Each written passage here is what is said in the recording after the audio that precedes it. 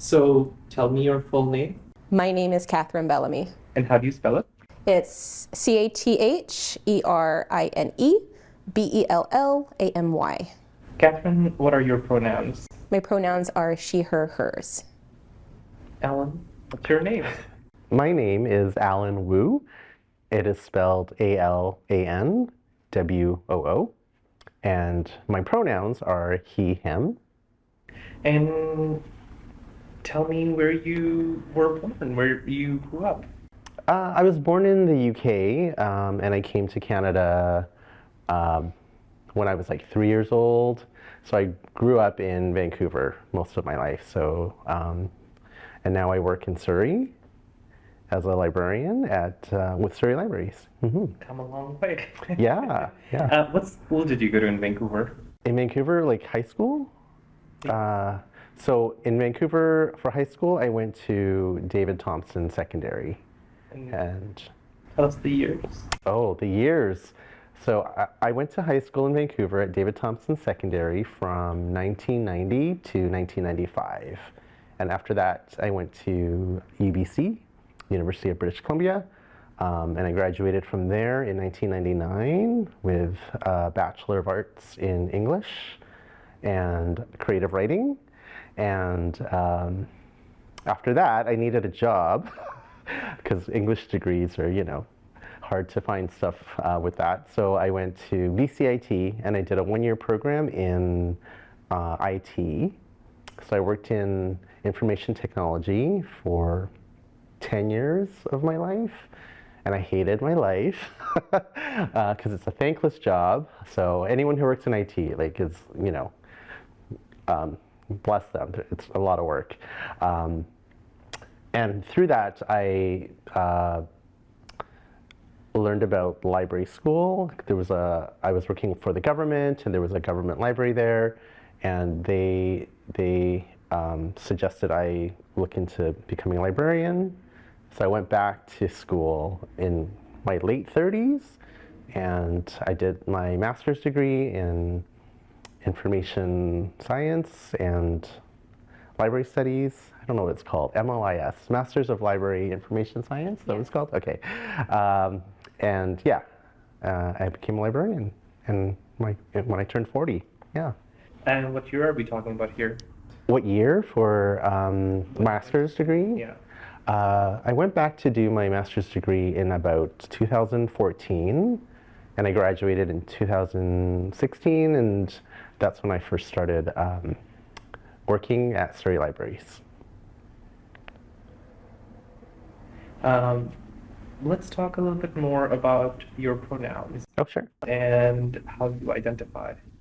Okay, so my pronouns are he, him. I identify as a gay man, and I came out when I was 18 after high school, and yeah, I'm always coming out though. You know how it is. So I don't know, does that answer the question? Absolutely. Yeah, okay. And do you remember what year it might have been when you came out, and were you in Vancouver? Yes, so I came out in Vancouver in 1995, so after high school. Actually, you know what, I came out in sort of a big way. There was a column in the Vancouver Sun newspaper called Voices, and it was like an opinion piece, and people would write whatever they wanted. So I wrote a piece about being gay and having a good network of friends around me, and how that helped with my coming out process, and how, yeah, I was trying to show that, I don't know what I was trying to show, that that's what people needed for coming out, I guess. So I wrote this column, and the Vancouver Sun published it, and that's how a lot of my friends found out about me being gay. They read this article in the Vancouver Sun. So you mentioned that you had a support system at the time when you came out, but then your friends found out. So tell me more. Oh, that's a good question. Let's see. I first came out to a few close friends when I was in high school, so maybe 1993, so a little bit earlier. So I was in the 10th grade, I told my best friend, and she was great, and we're still friends today. And yeah, it's great to be able to say, this is the first person I ever came out to. And my sister, I came out to my sister, and she didn't know anything about what being gay meant or what that was like. So she went and borrowed a book from the library, and it was called Growing Up Gay. Since it was the early 90s, there wasn't that much, I guess, material on this subject. And so she read it, and she's like, you know what, I think I understand you a little bit more. And so she let me read the book, and I'm like, yeah, this is a good book. So I did have a bit of a support system that way. But in 1995 is when I came out more to like everybody else with this article in the Sun. I told my mom at the time. It didn't go well at first. It took her a few years to come around, but she's great now, and yeah. So when you read that book that your sister borrowed, do you remember what you were thinking or what your thoughts were? How would you have reviewed that book? Okay. When I read that book that my sister borrowed, I felt seen, I think. I felt like, yeah, I can really relate to these stories and these people that are being described in this book. And knowing that my sister had read it, it was like, okay, I feel like she does understand a little bit more of me. Catherine, how do you identify and what does that mean for you? Well, my pronouns are hers, she, her, hers. I identify as a queer woman, cisgender, a queer woman. Through my very kind of tumultuous journey to that label, I never found a label that fit 100%. And there's so many labels under the, I guess, queer umbrella. And, you know, I dabbled in bisexuality, lesbian, like asexual at times. And it got to the point where I'm like, I don't feel really 100% comfortable with any of these terms. I'm just going to use queer. Because sometimes I'm very fluid. So sometimes it just changes. It really just depends. And so I do want to acknowledge and recognize that queer is a derogatory term for a lot of people, especially in the older generations, because it was a term that was used to pathologize our identities and who we are as people. And I just want to acknowledge that there has been a reclamation of that word in the last few decades, and I feel like I'm a part of that, reclaiming that word. And, you know, it's just a term that I feel so comfortable with saying, oh, I'm just queer. And that also invites conversation because people are like, what does that mean? Like, what does that mean to you? And to me, it just means I recognize the fluidity and the spectrum upon which identities exist. It's not, to me, it's not a binary. It's just, like I said, it's fluid. It's a spectrum. And so that's the way I identify. Now, this journey, tell me how and when it all started. When was, little Catherine started thinking, oh, don't really fit in here? I think my journey started, like, honestly, in grade 1. And it was very subtle, and I didn't really acknowledge this was the start until much, much later when I started looking back and kind of piecing together my own identity and the journey of that. But in grade 1, I remember having a crush on my teacher who was a woman. And at that time, I didn't really understand what that meant. Like, I didn't understand crushes or anything like that. I just knew she was so pretty. But I also felt a little bit of shame, I remember. Just a little bit of shame, like, am I allowed to think that she's pretty? And that kind of happened a few times during, like, the elementary school years. So first grade for me was 1988, I think. And then, I come from Appalachia, which is its own distinct cultural group in the eastern portion of the United States, in the Appalachian Mountains. My family's been there for generations. It's a very traditional, patriarchal kind of culture, and it's very, very fundamentalist. evangelical Christian, biblical literalist, basically. Everything in the Bible is taken as true word. You don't change it. And of course, many biblical literalists think, being gay is wrong. Being anything other than on the binary, being anything other than heterosexual is wrong. So that's the kind of culture I grew up in.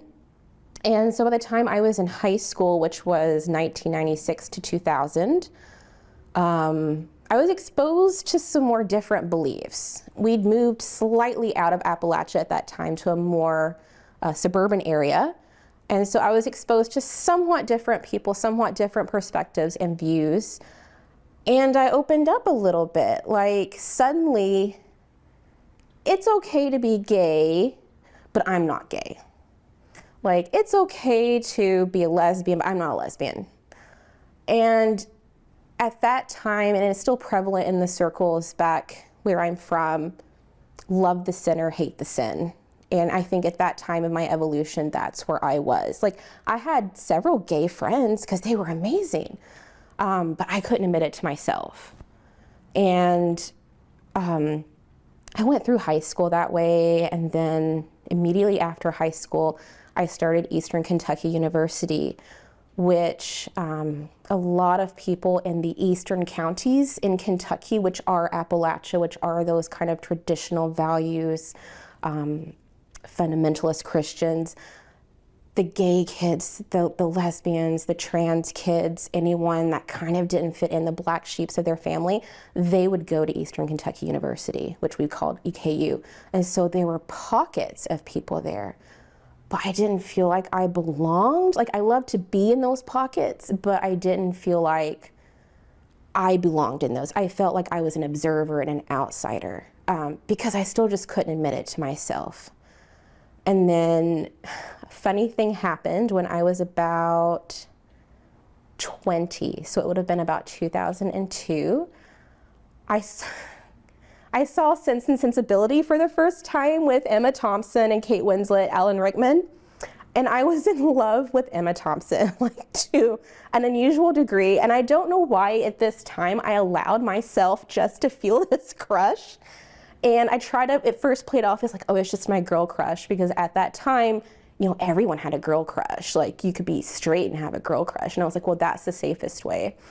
And then finally, I was just like, you know what? I'm just in love with Emma Thompson. And I kind of tested it out with my friends too. And it was like, oh, I just love Emma Thompson so much. She's so beautiful. She's so pretty. She's so talented. And they were just like, is she? Like, are you sure about that? And then it led me, once I kind of put that out there and felt if it was safe enough. And then I was like, oh, I think I might be bisexual. And that was kind of my gateway into the queer world, just trying to admit that in the safest way I knew how. And once I saw my friends accept me, and a few of them were like, oh, I've suspected for years. And it's like, oh, okay. And they didn't reject me by and large. They embraced me. And then I felt okay to kind of explore that and just to sit in that for a while. And I explored that for several years. And then when I was 26, I met someone online from Belgium, and we hit it off. We chatted over the phone, we texted, messaged on Gmail during my day, and she was so lovely, such a lovely person, and I was like, oh, I think I have feelings for her. And after we had been talking for about a year, I told her, I remember it was over Gmail during my work day. I was like, I have feelings for you. I think I'm in love. And this was the first time, I think, that I had felt that for another person, let alone another woman.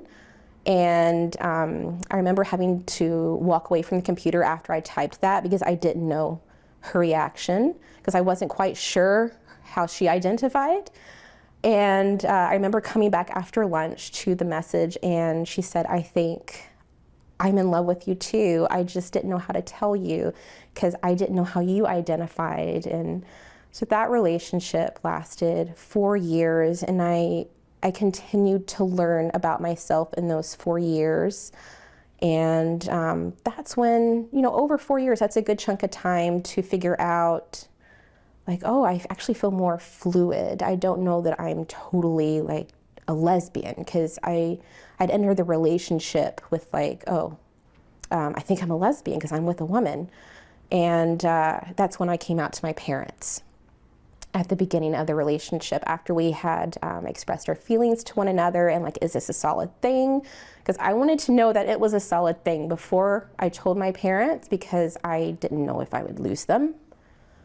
Because family is a very, it's a tight unit, especially in Appalachian cultures. Like, you're loyal to your family, everything is for your family, you exist in a collective. And to risk being ostracized is to risk, you're risking your survival. And I didn't know if I was ready to be alone and face the world alone and not have a safety net or whatever. And so when it was a real thing and I felt this was a solid relationship that was going to go somewhere, I remember I told my mom, and we were on a drive because we love to drive around. And I remember saying, Mom, so I have a girlfriend now. And I remember we got food somewhere, some fast food place, and we parked and we were eating in the car, and she's like, I don't understand what that means. And I was like, to be honest, I don't quite understand what that means, but it just really means I love someone of my same sex, my same gender. And she's like, I just don't understand why you would do that. And I was like, well, at what point did you wake up and decide you like men? And she's like, well, I didn't. And I was like, well, it's the same for me. It wasn't a conscious choice. It wasn't like I sat down and was like, let's weigh the pros and cons of liking women. It just is. It's just like anybody else. And she's like, well, I just don't understand why you would just, decide you want to like women. Like, what is it about women? I was like, well, what is it about men? And she couldn't even describe why. She's just like, I'm just attracted to them. And I was like, well, it's the same with me. But, each of us are attracted by qualities, and that's just the way I was. This person is smart and funny and beautiful, and she didn't get it. She still didn't get it. She still doesn't quite get it to this day, but she's just like, whatever makes you happy. And then I called my dad while I was sitting in the car with her and told him, and he was like, oh, okay. When are you gonna come and visit me? I want some hot dogs. And I was like, so I don't know whether to take this as it doesn't matter to me, like you're fine, I just want to see you and bring me hot dogs, or was it like, I can't acknowledge what's going on right now because it's exploding my brain, so I'm just going to change the subject, which is very much like my family. When it's something that they need time to process, it's like, let's just change the topic. But honestly, it was as easy as it could have been for the situation in the culture that I'm in and in the family I belong to. Other family members did not take it as well. My grandmother, my dad's mom, she was one of my dearest. I loved her. I still love her very much. She's passed now. She passed in 2011, but I was always close to her. I wouldn't go as far as say I was the favorite grandchild, but I was up there. But I was very close to her, and she was so dear to me. And when she found out, she wouldn't talk to me for a long time. It was over a year. And she only relented because her leukemia, which had gone into remission in 1992, had come back with a vengeance. And it was so bad. And she was older too. And it was so bad that she decided not to do chemo this time around, that she was just going to let it take its course and then she would pass. And when she got that information from the doctor, she called me up and we started talking a little bit again, but I couldn't talk to her about my girlfriend or my journey or my life. I had to kind of compartmentalize that.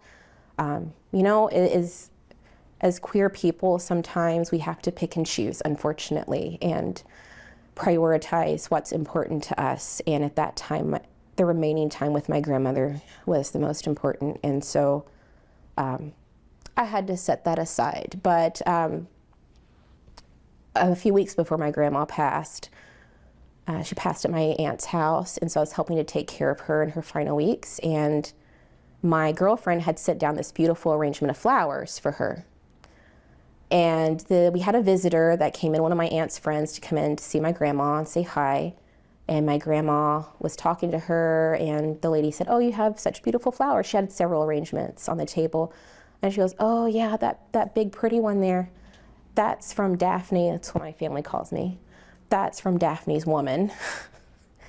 And I was like, wow, so maybe she is accepting, or I don't know, but it made me feel like that was acceptance in her last few weeks.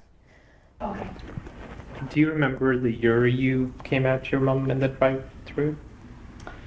I came out at the same time that my girlfriend and I had started kind of long distance dating. So that was 2008. I was 26. And a lot happened during that time. There was a lot of self-exploration happening.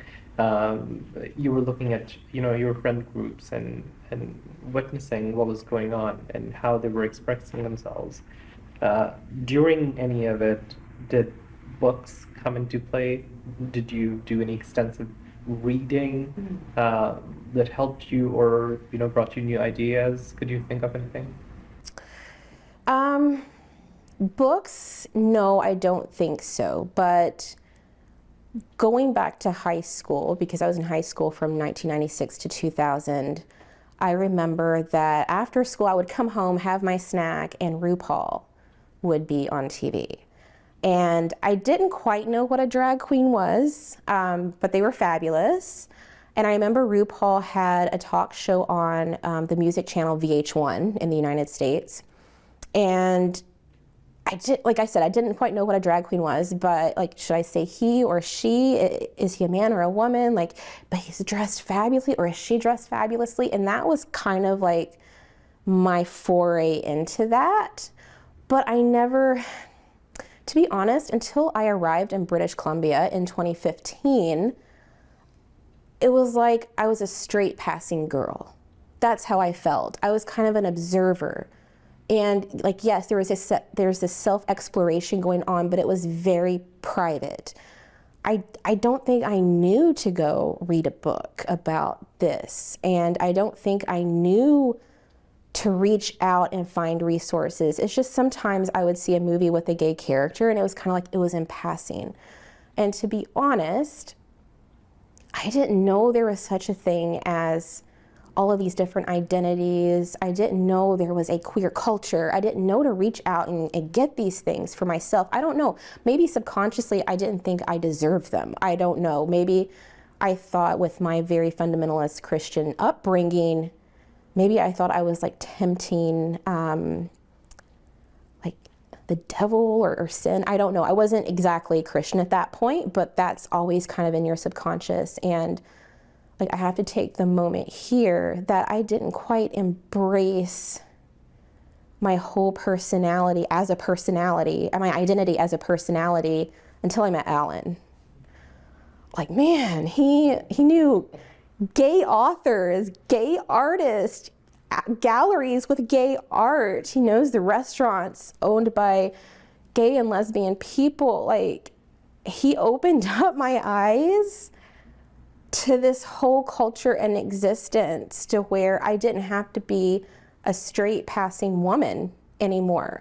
I could be openly myself, and being in a geographical location where I can walk down the street and hold my girlfriend's hand and not be shouted at, not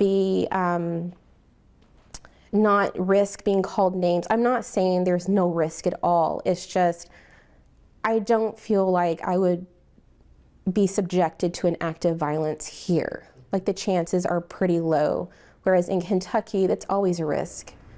So Yeah. you moved to British Columbia in 2015. Tell me from then on to your connection in Surrey. Tell me about that journey. So I applied, it's a very interesting story. I was administrative assistant in Kentucky in 2014, kind of a dead-end job. Those were kind of the jobs that I had found in Kentucky, and I felt like I wasn't fulfilled. I wasn't doing what I just wanted to do with my life. And I was graduating with an English degree, like Alan, and I was like, there's nothing that's gonna like help me propel into something better, really, unless I go to be a professor or a teacher or something. And I was like, I'll be a librarian. So I remember looking up library schools online at work on the clock. And I looked at University of Washington because I was like, this is my chance to get out of Kentucky. This is a chance to find maybe more people like me, because I felt very weird and unusual in Kentucky. I looked at University of Washington in Seattle, and they didn't have a spring intake, which is what I needed. So I was like, oh, I wonder if Canada will take me. So I looked in the Vancouver area, and the University of British Columbia had a spring intake and a library school. So I noticed the deadline for the application was that day. So I worked on my application for 3 hours at work, because I work very fast. So I got all my work done in like 2 hours, and then spent 3 hours on this application, crossed my fingers, and I got in. I was told a few months later that I got in. So of course, now getting in, things get real. I have to find a place to live. And where did we go in 2015 or 2014 when we needed to find a place to live? Craigslist. So I looked up the Vancouver area on Craigslist. I found this apartment for the Guildford area of Surrey. And on the map, it didn't seem that far from Surrey to UBC.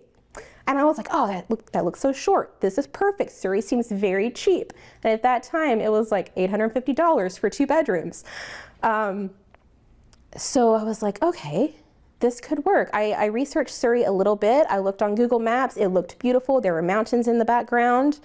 But I didn't know very much. It was just, I'm living on hopes and dreams at this point. Like, my only goal is to get there. So I moved to Surrey, and I was just floored by how diverse it was.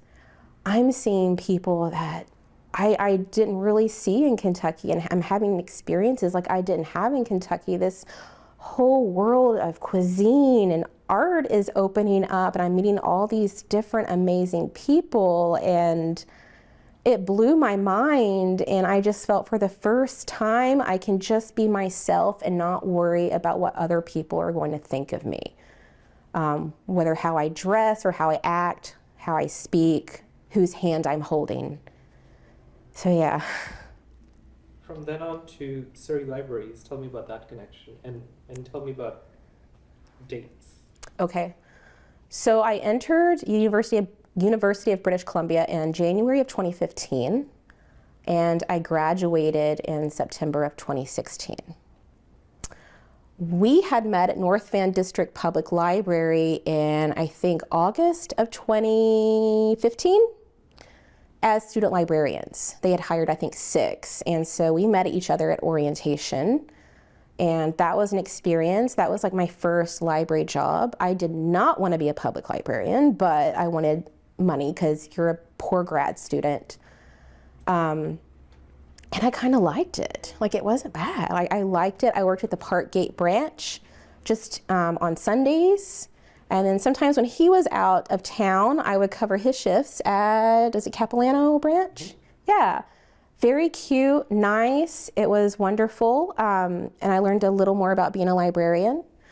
And then when I graduated in 2016 in September, of course, like at this time, it's kind of panic mode, because it's like, okay, I've graduated, the financial aid is stopping, I need a job.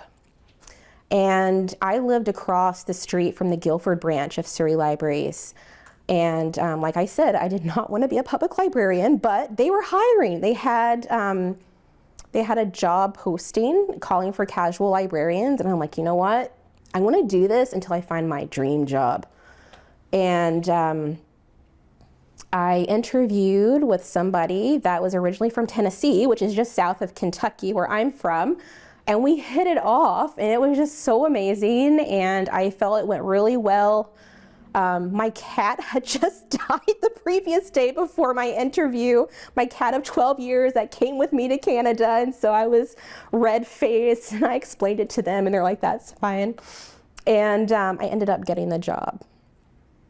And for a person that came from the place I did, from the culture I did, I didn't feel like I was competent in anything. I had always been told what to do. I was never really trusted to like do my own thing. And honestly, I was never inspired to like go above and beyond in like a work setting. And at Surrey, like suddenly I was trusted to do things. Like I was trusted to go create a program, to go develop something, to go build partnerships with the community agencies. I was trusted to go do events and create events and staff events and supervise people. And I was like, I never wanted to be a public librarian, but I'm really enjoying the hell out of it. And like I blossomed because at that time in Surrey Libraries, there was a lot of room for you to bring your passions and your unique interest and turn them into programming, to turn them into like if you're selecting books, like bringing books into the collection, whatever your passion is, and you're going to be knowledgeable about that particular subject, so you can order books for the collection at that point. It was just wonderful. Like I'm so grateful for my time there because it made me into the librarian I am today, and I learned skills and realized who I am. And I was, I grew as a queer person, not because I worked with Alan, but suddenly we're creating programming, and he did most, I think, of the queering up of the library and took me on for the ride. And then we did Pride, Surrey Pride together, and we did the Drag Queen Story Time and a few other things. We did interviews. We got interviewed by somebody for a research paper. So. Nice. Yeah. I'm gonna back up from that now, Alan. Is your connection to Surrey and Surrey Libraries as took a long road? Tell me about that connection. How did you get to Surrey Libraries? How did I get to Surrey Libraries? I feel like I'm not good at talking about myself compared to Catherine. You're doing awesome. But no, it's great. Okay, let's try this. Okay. I have an earlier connection to the city of Surrey because my parents used to own a fish and chip shop, actually, by the King George area, which was just like a flat land at that point. So that was in the late 80s, or I guess mid to late 80s. And yeah, I would spend my weekends there as a child, just running around outside. I don't know, I want to call it a swamp, but it's probably just an abandoned dirt parking lot or dirt lot, whatever, and it had like ravines, and I don't know, it was weird. I was just like, where am I? I was a little kid, so it was probably a swamp to me. But across the street was the plaza, and the plaza is still there. And there's a sushi restaurant there now where the fish and chip shop used to be. So yeah, I've been in Surrey since then, since the 80s. And then my dad passed away in 1990. And so the shop was sold, and I did not really have much to do with Surrey until, I guess, coming back here to work. So when I started working at Surrey Libraries, that was in 2016. I had just graduated from library school in the spring of 2016, and a few months later, I got a job as a casual librarian with Surrey Libraries, and yeah, I enjoyed doing public library work. Catherine said we were working together at North Van District together, and I did enjoy that. When I was a student at UBC doing the library program, I had a I also had a job with the education library at UBC. So that was more an academic librarian role, which I didn't love that much because all I did was help students with printing. I didn't really get to do any teaching because I think that's a big part of being an academic librarian, so I didn't really get the full experience of that. And then I also had a job I did a co-op with Environment Canada at the time, it was called. And so that was like 6 months I was at Environment Canada, and that's considered a special library. So I thought, oh, you know what? I used to work for the government. I worked for the Department of Fisheries and Oceans in IT, and it was in the same building as Environment Canada. So that's kind of how I got into library school. I was fixing a printer for someone in our library at the Fisheries and Oceans Department, and I asked that person there, I'm like, how do you like being a librarian? And she was like, oh, I think it's good. I think you actually would be a really good one, because she thought I had good personable skills. I had the IT knowledge. I also had written a children's book at the time. So she was like, I think you'd be a good fit for library school. So she went and introduced me to the Environment Canada people, the library people there. And that's how I started investigating going into library school. And they helped me with my application. And yeah, and then a few years later, I was back there doing a co-op with them. So that was really cool to come full circle like that. I did enjoy working at a special library, although I took a course in library school about special libraries where the teacher was saying you always have to prove your worth, because it's usually the first to get cut if like budgets go. So I don't like that part of it. But yeah, it was a nice environment there. But yeah, Surrey Libraries was the first place to call me back and offer me a position.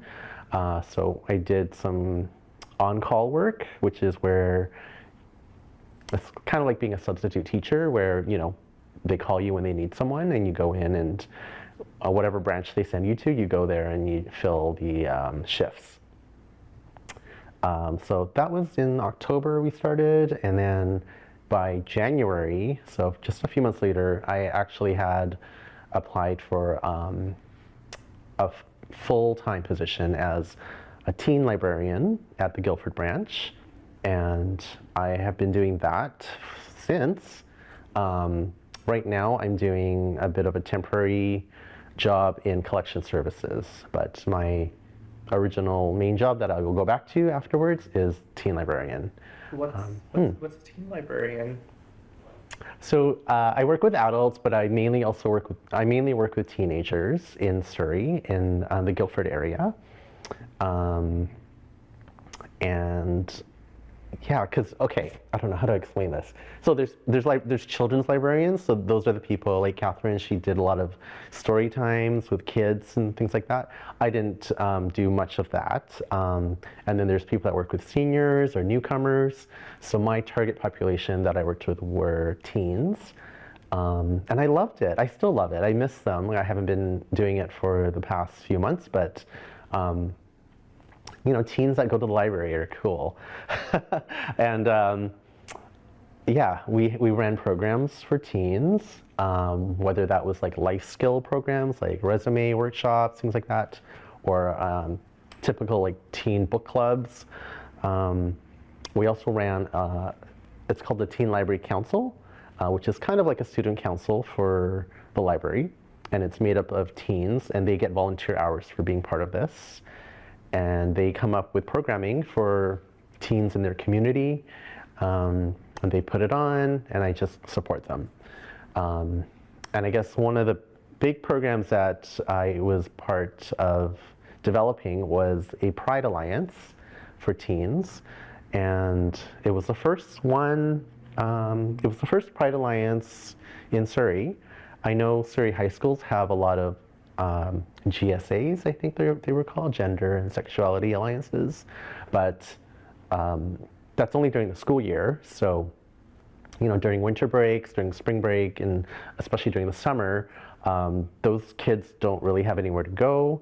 And they're also kind of like insulated in their own high school. So with our Pride Alliance, they were able to come all year round, and they got to meet other teens from other schools and form their own little community. Do you remember the date? Okay, sure. So I think our first Pride Alliance that we started was around 2017. And it started off slow, like maybe 1 or 2 kids showed up for it. But yeah, they came back and they brought their friends, and it was like a monthly event. And it was just a safe space for 2S LGBTQIA plus teens to go and hang out and meet other people. Sometimes we would do crafts. Sometimes we would just have like a YouTube party, and they would like sing along to Broadway show tunes, which I loved. So it was great to see them forming these connections with each other and forming their own little community. With teen programs, they age out of a lot of it because they become adults. So I don't see them as much anymore. But I know they keep in touch, and they have like Discord servers together, and they message each other, and it's just really nice to see that they form these friendships and form this community out here in Surrey for each other. So the vision for this alliance, how were you inspired to come up with that? Okay. So the vision for the Pride Alliance might have started a long time ago for myself. When I was in university, so during 1995 to 1999, I was working for an AIDS organization called the Asian Society for the Intervention of AIDS, and I was doing outreach work to Asian communities, and specifically the men who have sex with men community. And one of those subcategories were teens. There was a youth group in downtown Vancouver called GAB. I think it was called GAB. And it was run out of the Gay and Lesbian Center on Davie Street there. And so we had partnered up with them, and we ran a group called Asian GAB. So it was for queer Asian youth. And it was a safe space for them to talk, because sometimes there's language barriers and cultural barriers. So this was a space for them to feel more comfortable. So that was my first, I guess, experience working with youth and queer youth specifically. So now in Surrey Libraries, they really gave me like carte blanche to do whatever with teen programming, which was great. It was a great safe environment for me to like try something and fail or succeed. And so the Pride Alliance was one of those programs, and I worked with a woman named Annika at the time, and she was a library technician. So me and her were the teen team, and she went to a library conference, and she met, I think, somebody from up north who ran a Pride Alliance for teens. So she was inspired, and she talked to me, and we were both like, yeah, we need to do this. Let's do this. So we ran that, and then she left, and I had a new person work with me named Veronica, and we continued running it, and it became like the most successful teen program that we had. And we did like murder mysteries, and we ran like escape rooms and scavenger hunts and things like that, but the Pride Alliance was the most consistent and I think rewarding program that we had for teens, and it's still running. COVID kind of, a lot of our programs kind of fizzled out because we couldn't meet in person anymore, so I think that program and a lot of the other programs are still in recovery and trying to get those numbers back. So you mentioned it started with 1 or 2 teens. How's it going now? You mentioned it's it's established. It's one of the most successful. What are the numbers that we're talking about here? Okay, so if we're going to talk about numbers for teen programs, you have to lower your expectations. Being a teen librarian means it's kind of like throwing a party and inviting everyone and no one shows up and you cry. That is what being a teen librarian is all about. But if we got 5 to 10 people, that's amazing. And so that was I think we reached up maybe to a dozen people at our Pride Alliance at one point. And they were consistent and they were a solid group. And that was probably the highest we got in terms of numbers. But yeah, I just feel like it's more quality than quantity, really, for that. What kind of stories did you hear from? You know, was there anecdotes that are still stuck with you that those kids said? Oh my goodness. Anecdotes from the Pride Alliance. Well, we have, there's quite a few, I think, that I can remember. One is a teen who, yeah, she was discovering herself. And when she came to this group, she was like, I found my people. And she felt like she belonged somewhere. And she also loved the library. And she is now she went to school to do a library technician degree, and I think she's starting work at Surrey Libraries now. So it's great to see that like seed blossom up into this thing and give back to the community too. So that's one story. And then there's another story. There's a gay Asian guy. I loved him. He was so good, full of energy, not out. He was not out to his family, so he did have issues and concerns about that. But he was able to come to this once a month and feel safe. We went to the Pride Prom. I took them to the Pride Prom every year when that happened. Which is run by someone from the Surrey School District. And one time it was at Guildford Park Secondary, so it was within walking distance of the library. So we made like decorations and I don't know, flower headbands and things that they could wear to this event. And so we just walked over, and so that gay Asian boy was really excited to go to this. He had a crush on someone, and it was very like high school drama. And he was sad because I guess the person he had a crush on liked somebody else or something. So he was like, at the beginning of the Pride Prom night, he was like sad. But by the end of the night, he had met these other people at the Pride Prom, and he was just marching around that gymnasium and being like, I have an entourage now.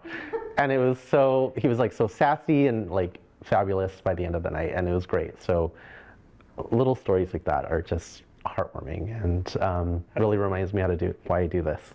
How does it make you feel when? Oh my goodness, how does this make me feel? It makes me feel like, you know, my work is important and is reaching people that need it. It makes me feel like I wish more of these services were around, especially for queer youth in Surrey.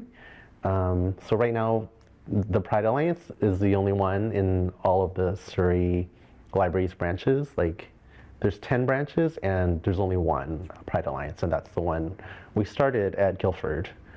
So I wish there were more around, because Surrey's a big geographic area. So we had teens coming up from the Fleetwood area and the Whalley area just to come hang out in Guildford with the other people. But I know there's like South Surrey and there's like Newton, and I know there are some other organizations around Surrey, which is great, like Free to Be You and Me. I think Jen Marchbank runs a few. But yeah, I wish there were more. So it makes me feel good, hopeful, and slightly frustrated. All those emotions. Now, first drag queen story time in Surrey. tell me when and where it happened, first of all. Him or me? Me? You go first. Okay. So it was actually Alan's idea, and naturally, you know, he brings me along for the ride. It was October, was it 7th? October 7th, I think it was October. It was your idea. I don't know that. Okay. It's all your ideas. Anyways, I think it was October 7th, 2017. It was at the Guildford branch of Surrey Libraries, and I think we had planned it for a couple of months. And I believe it was your idea, and you're like, do you want to do this with me? Because you're a teen librarian, and my title was Youth Services Librarian Community Outreach. So I was a branch-based system librarian, which means I was based at Guildford, but my work encompassed all of Surrey, all the branches and whatnot.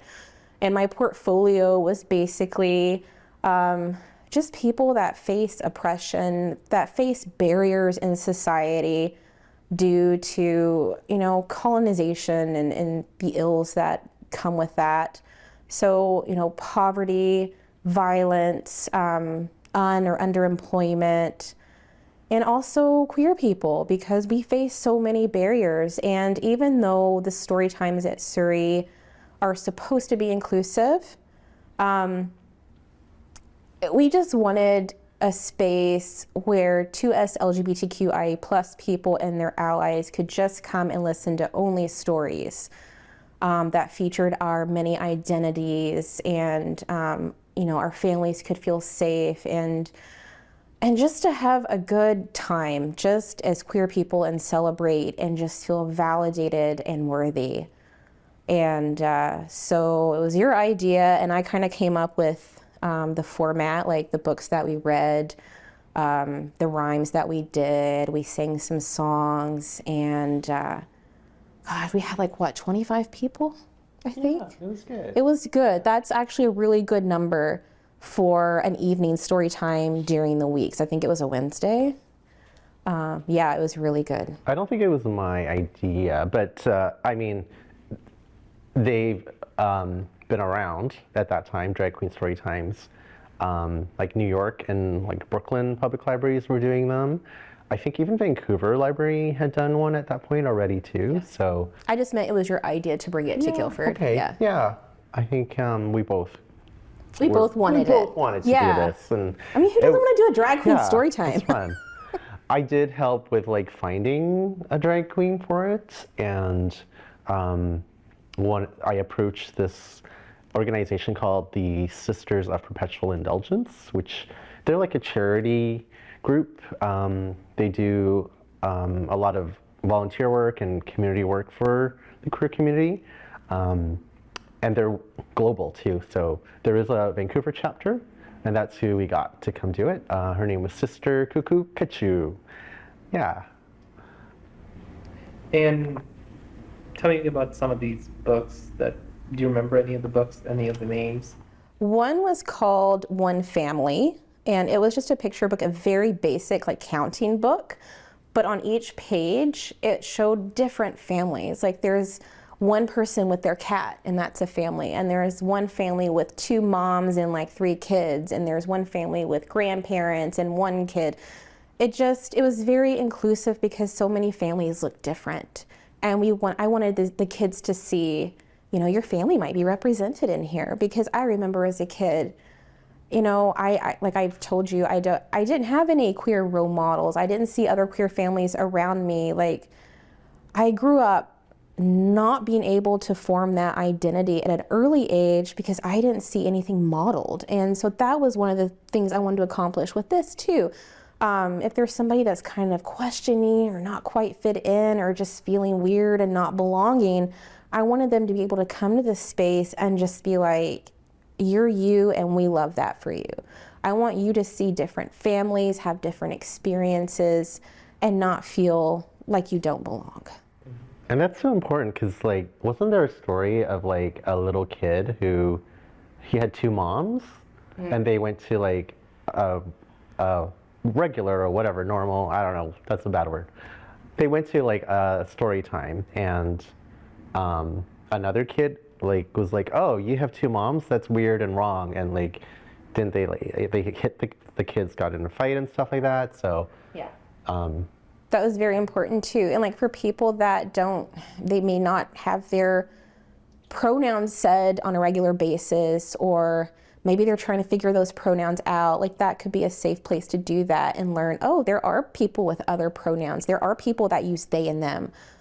There are people with different gender expressions. And, you know, we just wanted it to be a place of safety, a place of inclusion, a place of modeling, because, you know, what if you grew up like me and didn't have a queer role model, but now there's these two, a gay person and a queer person as librarians? Like, what can that do for people that, oh, maybe I want to be a librarian. I can do things like this and be a queer person. And I thought that was very important too. And what was the planning process like? Did you need to get permissions? Did you need to get budgets? How was the response from your managers and your supervisors? Fantastic. Surrey has always been a place that they trust their employees to know what they're doing. And you do have to go through a process to be like, oh, we have to write this proposal, like we want to do this program. What does that involve? We also have to come up with key messages. Why are we doing this program? Well, it supports literacy. In what way? The library wants to be very inclusive because Surrey is so inclusive, and libraries anyways are inclusive. It's a place for everybody. So the key messages have to support that inclusivity. They're also there so that if someone has a question or if someone is lodging a complaint, we have these key messages already written up, and the librarian in charge or the manager can refer back to these key messages and just be like, oh, yeah, this is just a program for everyone. You know, this is a place for everyone. This is the reason we're doing it. Did you know? You know, and usually have facts in there like it raises the literacy, blah, blah, blah %. And yeah, it makes people feel welcome. And it's also like, if this is not a program for you, we have these other programs that might be better suited for your values and your beliefs and your comfort and things like that. So once you get through that program proposal phase and it's approved, and ours was with the blessings of, like, we have a branch manager, there was also the youth services manager at that time, and they were like, go for it. Even the chief librarian was really excited about this program because it was the first of its kind at Surrey Libraries. And so once we had that program approved, then it was the nitty-gritty part of figuring out which books to choose. And I wanted every book, I think we did 3 books, maybe? I think we did, the drag queen read 1 book, and then I think you read a book, and then I read a book. And I wanted them to have 2S LGBTQIA+ characters and messaging specifically for that, because honestly, I don't know how often those kinds of books make it into the regular story times. And regular is a misnomer. I hate using that word, but I don't really know what else to call them. Conventional. Conventional, just the regularly scheduled story times. Yeah, I don't know how that's involved. And also, you know, there is a pejorative word, like, to call queer people, so trigger warning for anyone listening, but like fruity, like we're fruity. And so I decided to take that and spin it around. And I cut out different fruits. And the messaging for that, I came up with rhymes for that, but the messaging was, you know, all this fruit looks different. Different colors. It tastes different. They grow in different places. Like, some grow on vines, some grow in trees. But at the end of the day, it's all fruit. And when you put this fruit together in a beautiful fruit salad, it tastes delicious. And it was a subtle messaging, but it was also, I think, very powerful that, you know, we're all different. We look different. We are different, you know, in many ways, but we're all also the same, and we're all valued. And that was part of it. And then we had, I printed off affirmations in rainbow colors and put them around the room. You are beautiful. You are worthy. You are loved. You are valued. You are unique. And I had a mirror that I took from my apartment, and I lived across the street. So I brought it over. I think I put "You Are Beautiful" on the top so that people, when they looked at themselves, they saw "You Are Beautiful."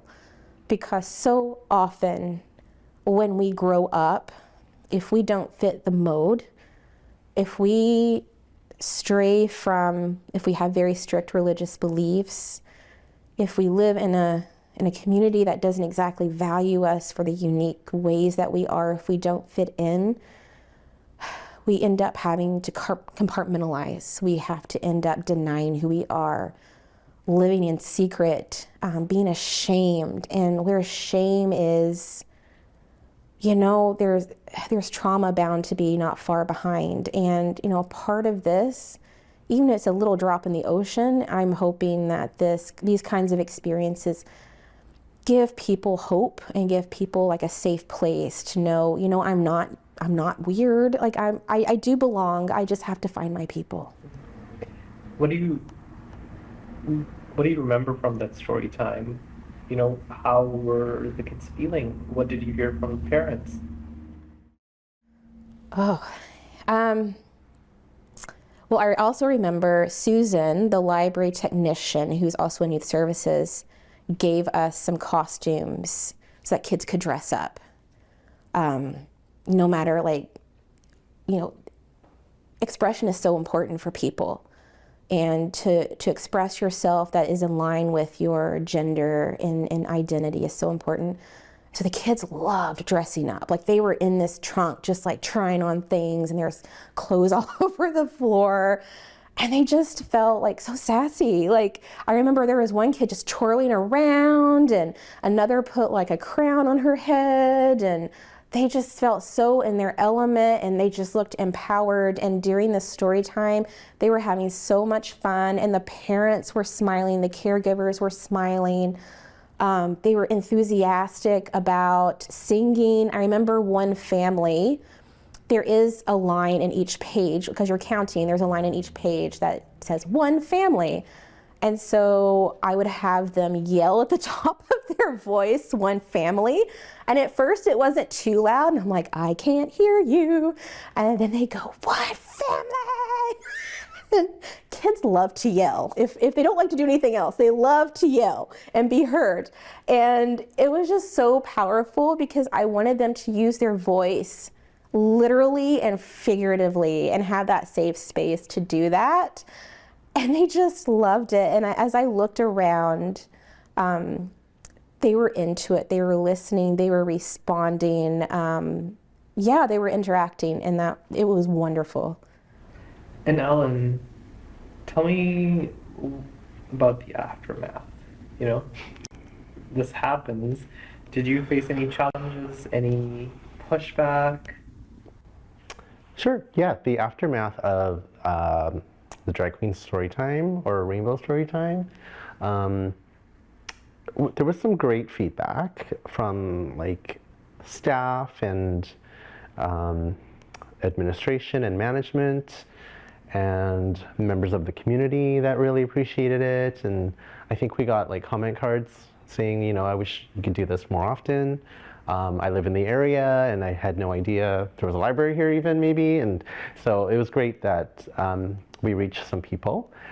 We did get a few complaints as well. I remember one woman walked in and she had a letter that she had handwritten that she was against the story time. And I was on the desk at the time, so she handed it to me just because I was there. She didn't know who I was.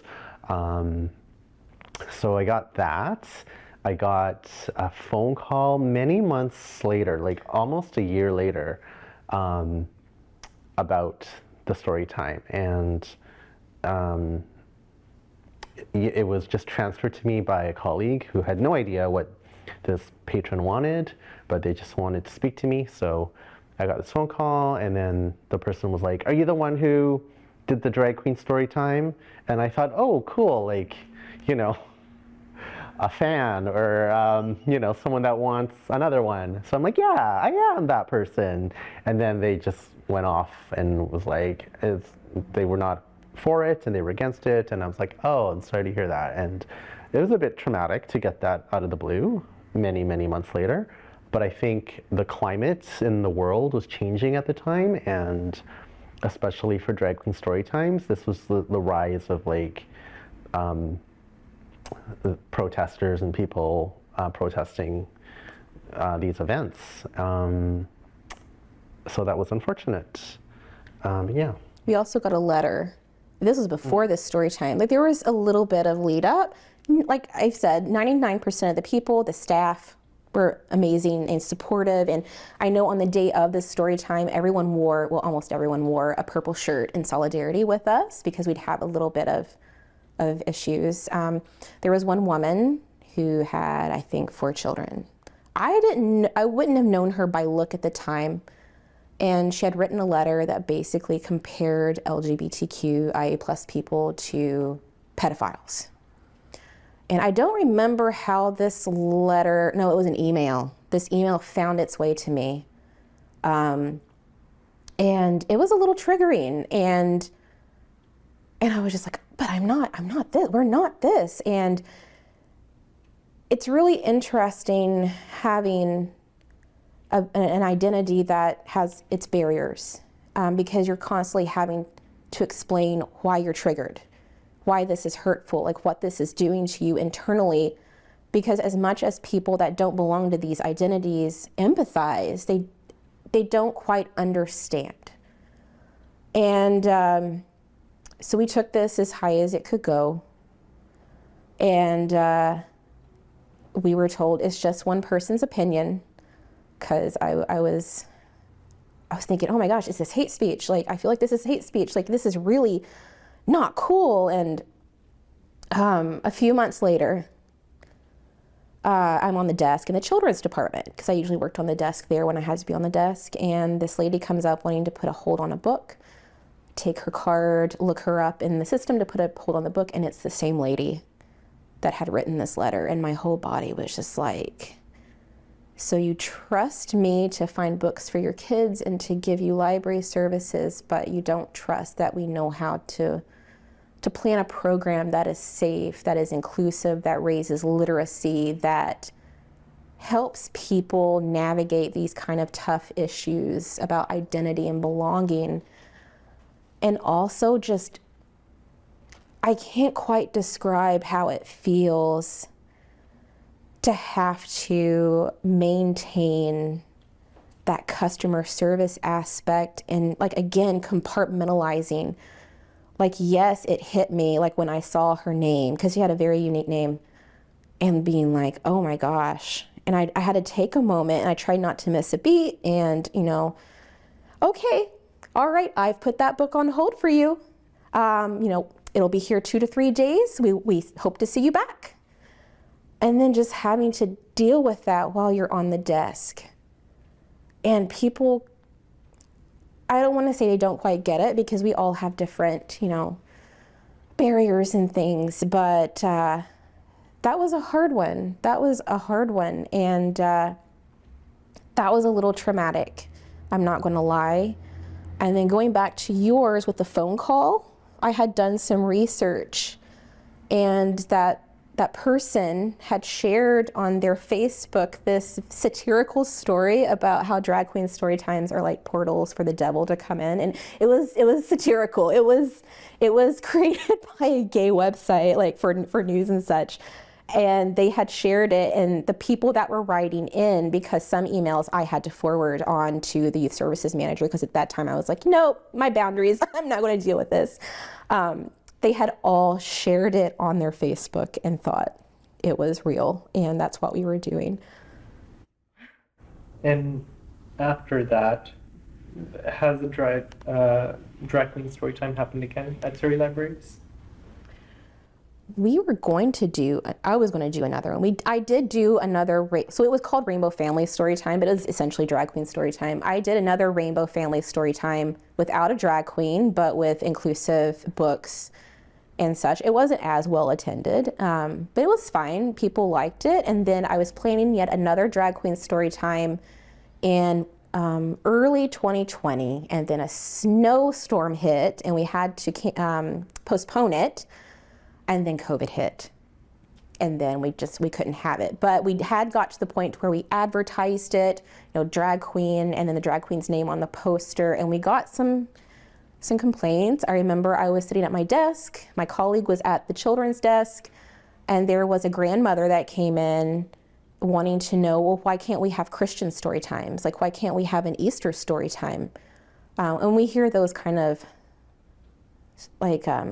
those arguments a lot, like why not just a firefighter story time or something like that? And my colleague was very eloquent in that she was like, oh, we do have an Easter story time.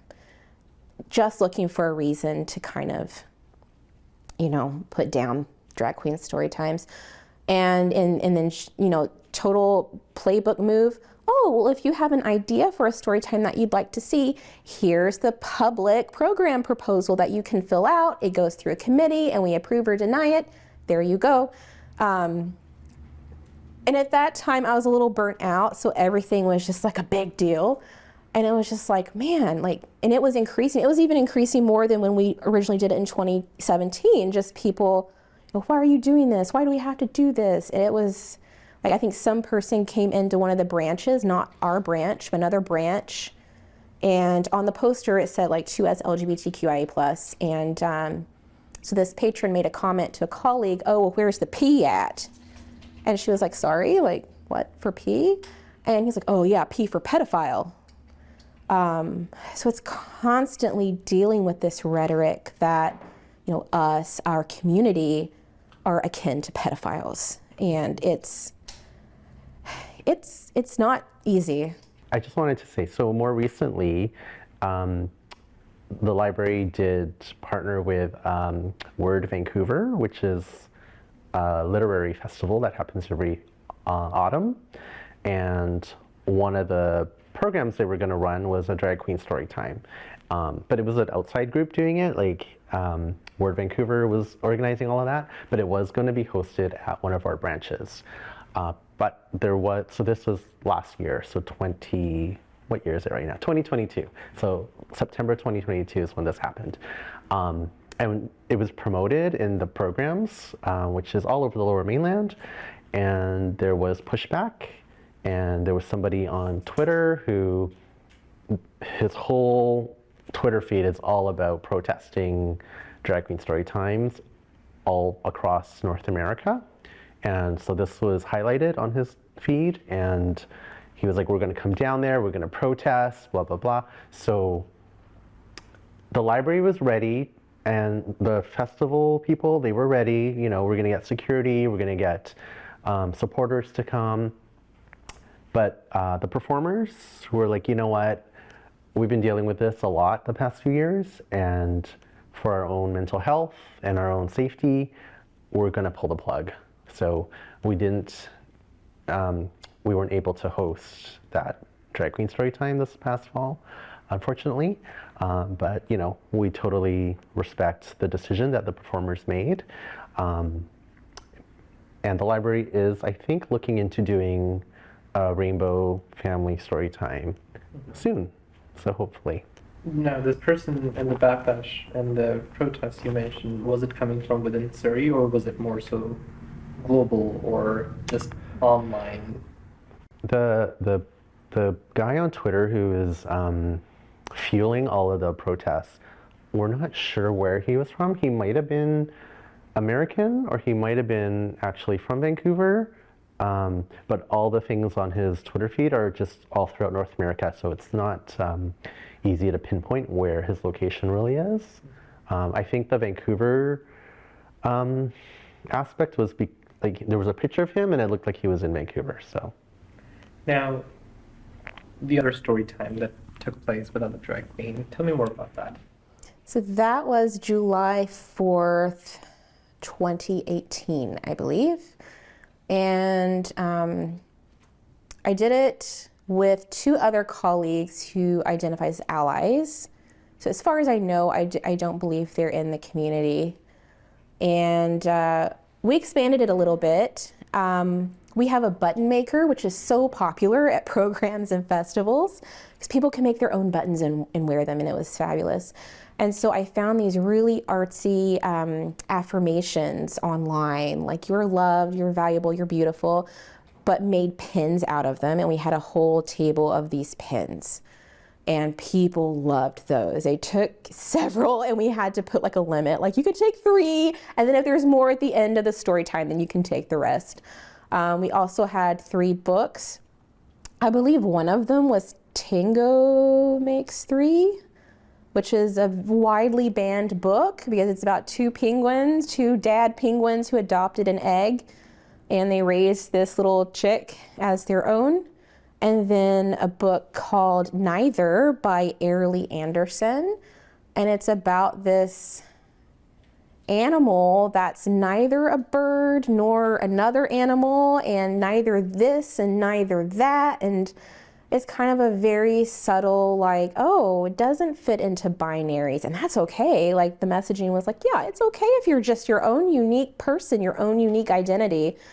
And I forget what the 3rd book was, but there's also face painting. I think it was attended by 10 people, which was less than the drag queen story time, but honestly, it is quality over quantity at that point. And it was also in the evening, in the middle of the week. I think it was again on a Wednesday.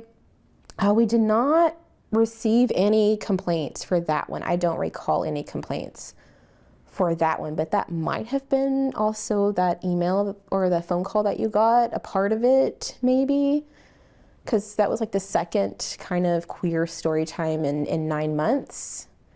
That went off without a hitch. Like it was a little more low key than the earlier Rainbow story time with a drag queen. Yeah, so that one was really fabulous. Again, we got a couple of comment cards about how great it was to have something like that. They wished it was weekly. They wished it was just included in like regular programming because, you know, we do have a regular storytime programming that goes on throughout the weeks and weekends. Yeah. Now, queering of the library. What do you mean by that? I'm gonna let you answer really? that. Yes. Oh my goodness. Queering up the library. What do we mean by queering up the library? I guess showing more visibility for the community to our patrons. I did like teen book lists that were all Pride reads, and those were very popular. The Pride Alliance we did for teens. I run a newsletter. It's like an e-newsletter, and that's geared towards adults, and that includes like queer titles for adults, fiction and nonfiction, and it's very popular. And we go to Surrey Pride, and we show, you know, representation at Surrey Pride, and we signed up a lot of people for the newsletter there. And even just like connections with patrons in the library. I've made several. Some know me from the newsletter, and you know, whenever they see me, they talk to me about things. There's a trans man that comes in, and he talks to me all the time. And I even tried to get him to come be a guest speaker at the Pride Alliance, because I think he runs a group out in Abbotsford. So he's great at speaking with youth and things like that, but we weren't able to do that quite just yet because of scheduling.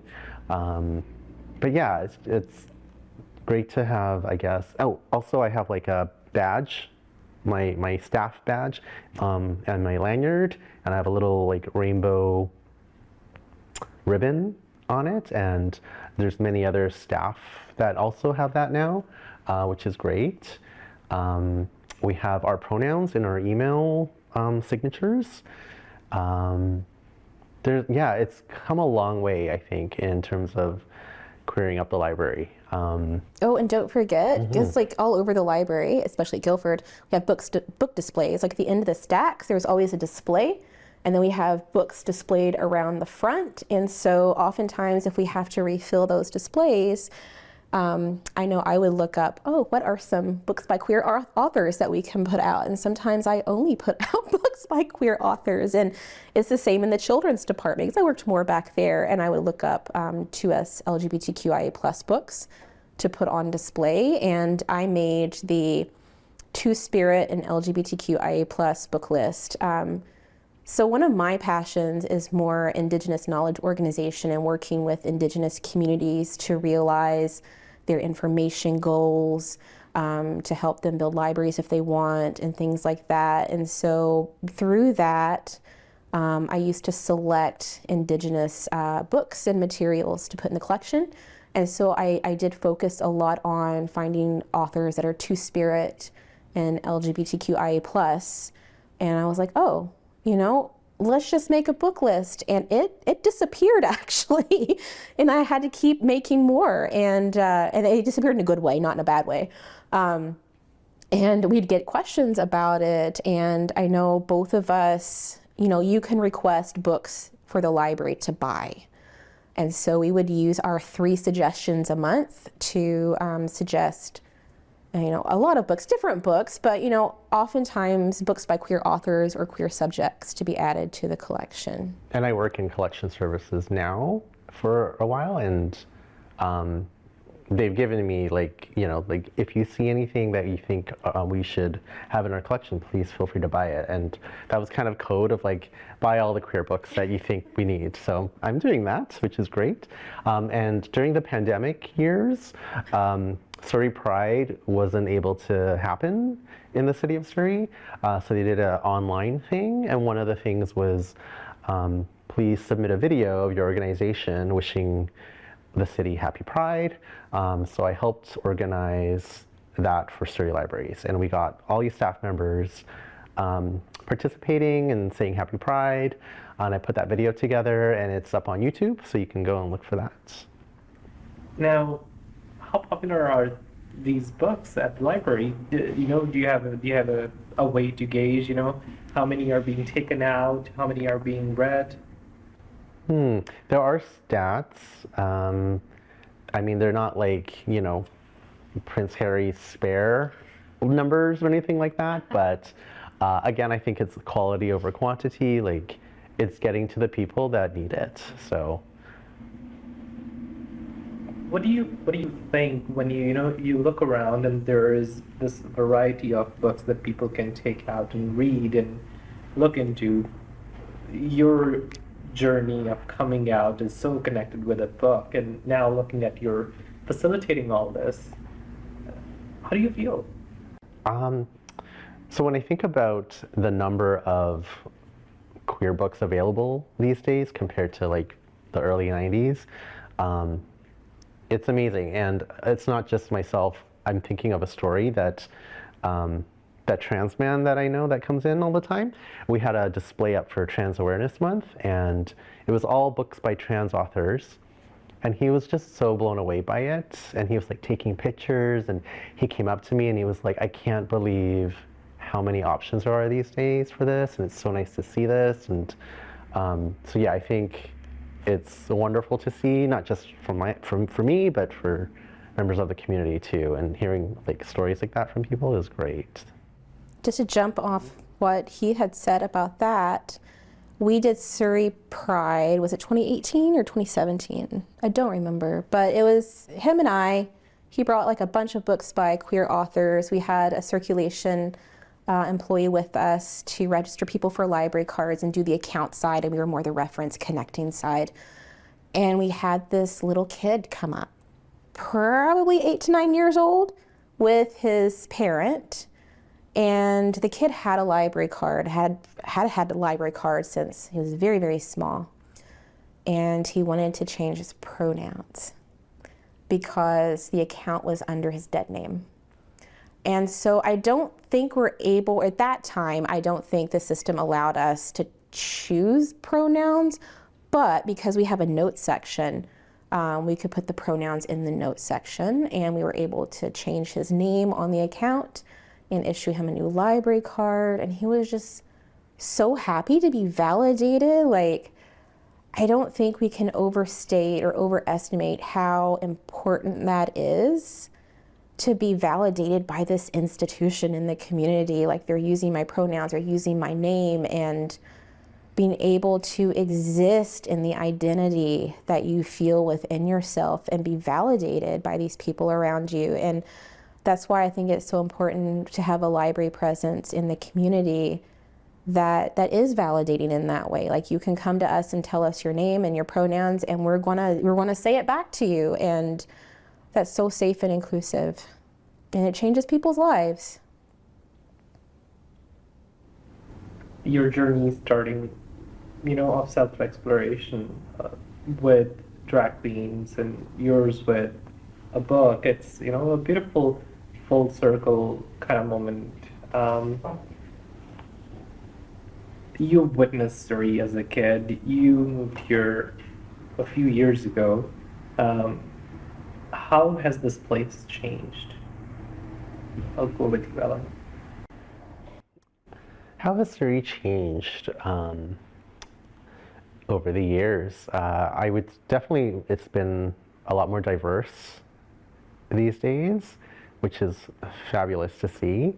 And everyone keeps saying how much growth in terms of people it's becoming. So with that growth, I think, there's a lot of different people that are moving here and living here and working here. So yeah, I think we need more services to reflect that. Yeah, even from 2015, it's different. There's a lot of people moving in from all over the world because Surrey is a safe place, and also moving in from Vancouver and Burnaby just because Surrey is the slightly cheaper option these days. And I don't get out to Surrey too much anymore, like every now and then, but I'm always noticing, like, oh, wow, when did that tower come up? Or, oh, this is a whole neighborhood. When did this happen? I remember this was farmland as soon as like 3 years ago. And there's also more talk about 2S LGBTQIA plus services in Surrey. And I know there was an article that came out in, 2018? Maybe, about the lack of services for immigrants and refugees to the area. And I know that a couple of the community organizations have tried addressing that by coming up with new services, which is wonderful. And the growth of Jen Marshbank's events for youth has been growing too. And just knowing that, Surrey Pride is growing, and that's just been so heartwarming to know that there are more services coming here. There needs to be more and more services. And this was also addressed by the library too, because we were interviewed in 2018, I believe. Well, a lot of things happened in 2018, by two researchers looking for 2S LGBTQIA plus services in libraries, and they had interviewed staff from various public libraries around the Lower Mainland. And they found that we at Guildford, the Guildford branch, had a lot of services. We offered a lot of very visible queer book list, book displays, books in general, programs, but not quite at the other branches. And I think that's growing too. I think that's been a priority to make it more visible. To bring in more programming, more book displays, things like that to the libraries, because there's queer people in every neighborhood and we exist everywhere. And when you walk into a library, your library is representative of the worldview, the predominant worldview. And when you walk into a library, you should see something that reflects back to you your identity, your culture, your background, and your interest. And that can be a challenge. And so it takes diverse voices in a library to do that. It takes somebody who is very passionate about these different things people who belong to different identities, different backgrounds, different cultures, different, like all demographics, to put that into the library space. Not just the physical space, but also the digital space too, because those are also library spaces. So the programming, the collections, the services, the staff should be reflective of the community that you live in. And I think this is a top priority. I don't work at Surrey Libraries anymore, but from what I'm hearing, this is a top priority to bring more of these things so that people want to come to the library and be there and also support it too, which is very important. You still work at Surrey Libraries. How are things going? I do still work at Surrey Libraries. I love it there. And yeah, things are getting back on its feet after the pandemic, and there's more programming happening. And in fact, out in the Fleetwood area, there's the Rainbow Connection program, which has started, which is, I think it's like a book club or a drop-in group for 2S LGBTQIA plus adults. So yeah, there are more and more things happening. There's possibly another Rainbow Storytime happening sometime soon. So I'm hopeful. Future generations of Surrey, when they, look at us, what do you want them to know about Surrey?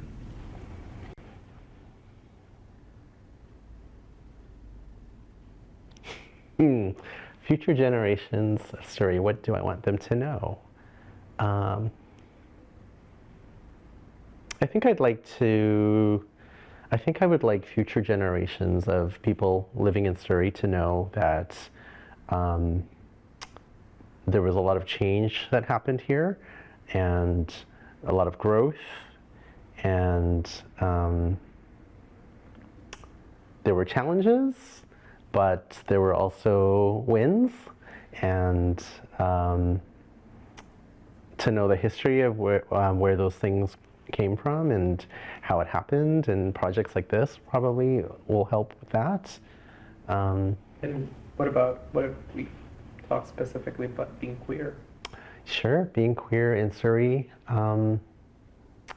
I'd love for future queer people in Surrey to know that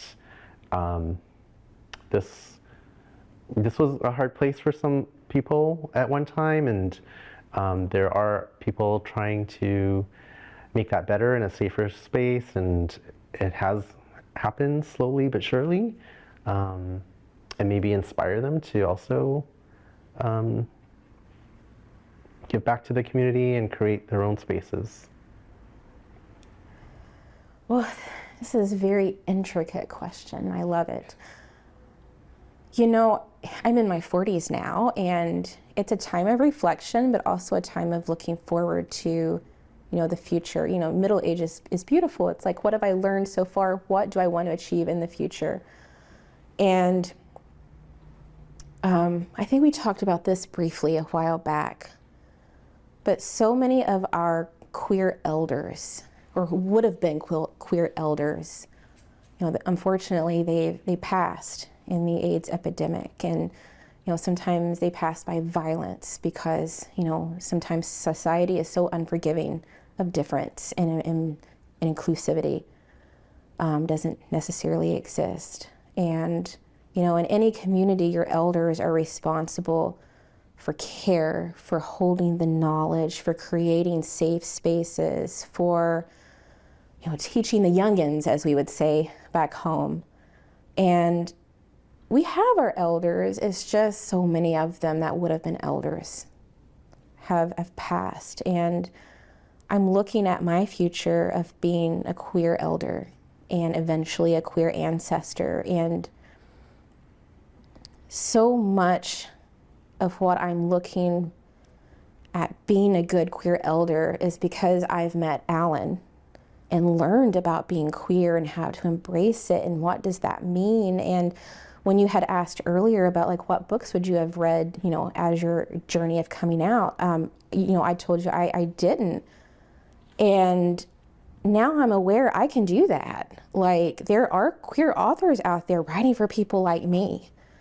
And there's queer artists out there making art like for me and like things that I can resonate with and that touches my soul so deeply in a way that was missing where I'm from because I didn't have access to a queer culture, or maybe there wasn't enough of one or a big enough one at the time when I lived in Kentucky.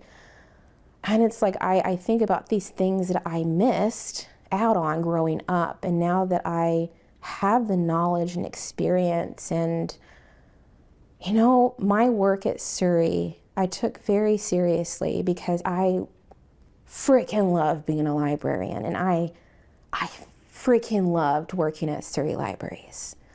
And I came into my own, not just professionally, but as a queer person too, and understanding that as librarians, we're also role models in the community.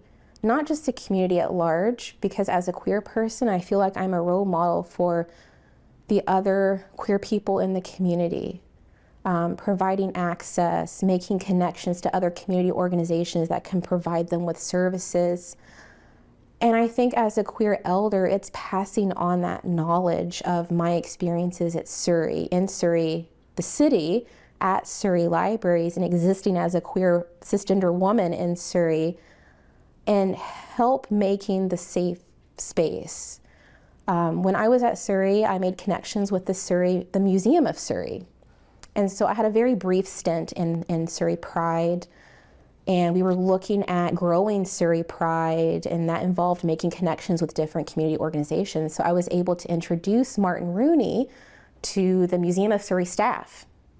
And so as they were taking us on a tour of the Museum of Surrey, you know, Martin noticed, oh, well, you don't have a lot of, you know, LGBTQ stuff here. And the staff is wonderful at Museum of Surrey. And they're like, you're right.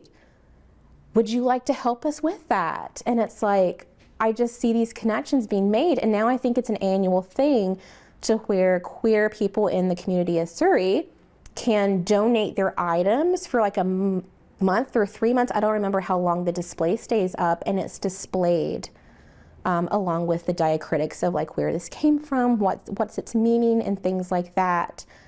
And so to see, I hope this doesn't sound arrogant, but like to see those kinds of little seeds blooming, you know, knowing that it's helping other people, making us as a whole visible, helping to fight against people that just don't want to see us exist. That's a lot. And I think of myself as a queer elder and future queer ancestor, that big responsibility of helping us move forward and planting those seeds. And so that's what I see. You kind of answered this, Ellen. I'll ask you, if a young Ellen was running around Surrey Libraries, the Guildford branch, and looking at all these wonderful books, how would you feel? What would you think? If a young Alan was running around Surrey Libraries in one of the branches and seeing all these queer books and titles, yeah, I think I would feel seen and reflected back, and in a way that I didn't see when I was growing up in the 80s. And even just like in terms of being Asian, there's a lot more diversity in terms of books and visibility in that realm as well. But yeah, like queer stuff, amazing. Like, and I don't know, like when you're gay or queer, you're always drawn to it. You just know what's what. And but to have like displays and book lists and events for you is very welcoming.